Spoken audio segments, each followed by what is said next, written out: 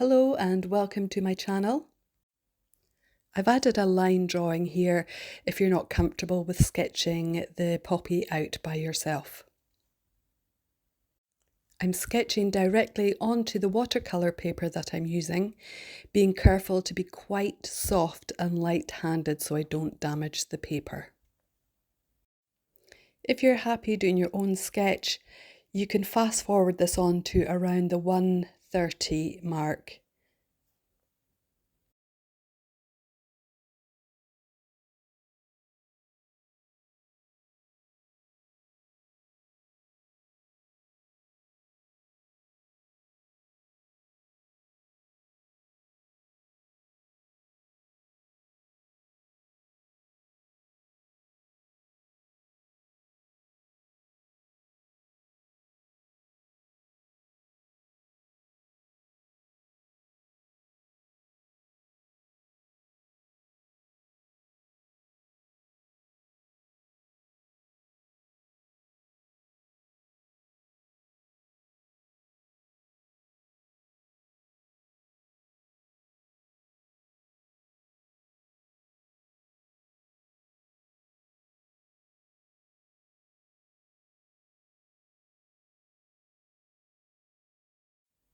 I've also attached a copy of the line art for the ink. It's just coming up, so you can pause and use that if you need to for reference.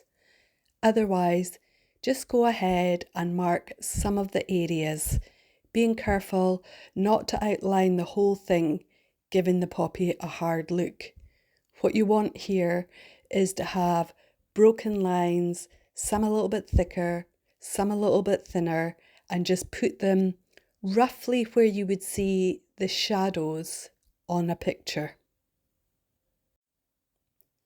There's no hard and fast rules about this at all, and you will come to your own style eventually, but it just takes a little bit of practice.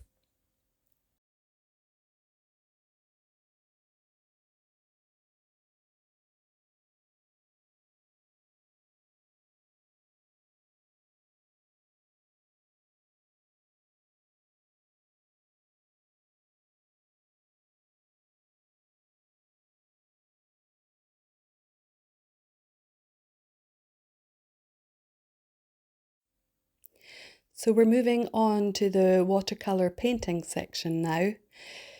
You can use just the three primary colours, red, yellow and blue, and that will give you everything that you need. Here I'm mixing the red and the yellow to make an orange. When you're painting, what you want to do is put your very lightest colour down. So in the picture, you look at the highlights and see what colour they are. You can leave white paper if you prefer. I didn't in this case. The picture's quite small, so I figured I would just put a really light wash first.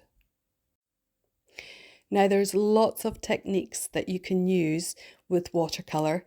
Here what I'm doing is the initial layer is wet paint on dry paper. Then I quickly pick up some darker red, orange colour and start putting wet paint on wet paper. This helps to soften the colour, and this is what watercolour was made for. Now, I will put up another video showing some tips and techniques with the watercolour medium. I find it's really beautiful medium to work in, but it does take a little bit of practice. The key really is to not use too much water. Now what you saw me doing there was take a piece of kitchen towel. I felt like I had made it too dark, so I dabbed on the kitchen towel, and what that does is lifts the paint off. If you want to lift paint off another way, what you'll see me doing throughout this sometimes is dipping my paintbrush in the water, drying it off so that it's just damp, and then lifting the paint off while it's still wet. You're seeing me doing that just now.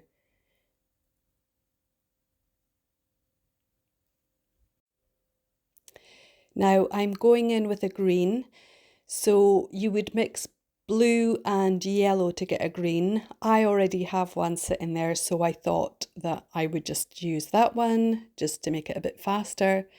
And I've added in a really dark blue.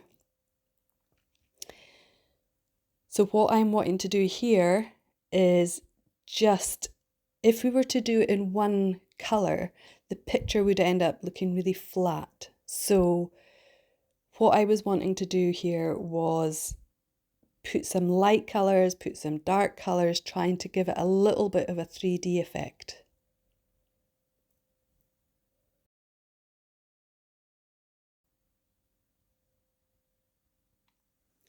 The beauty with ink and watercolour is it encourages you not to be so perfect, to go over the lines.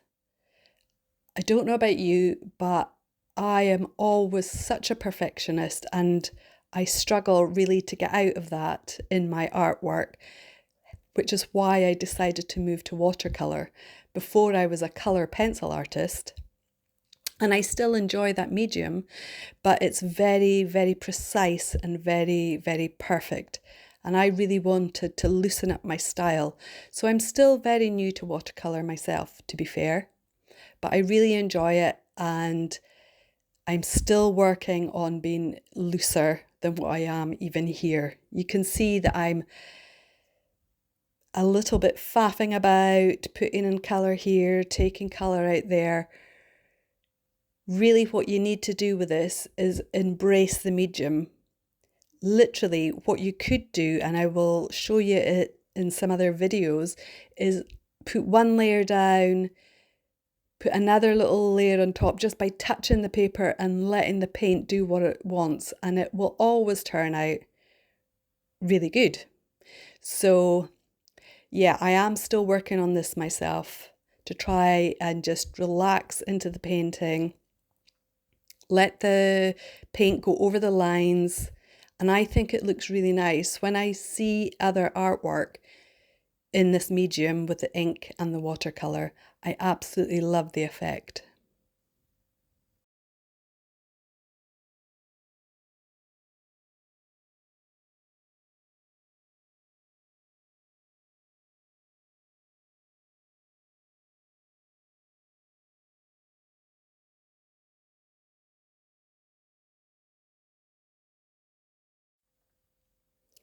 So I'm just adding some final details here. I still have the centre of the poppy to do, which will make the flower pop. I use brown, a really dark brown, which you can get by mixing all three colours. Just play about with your colour mixing at the start, just to get an idea.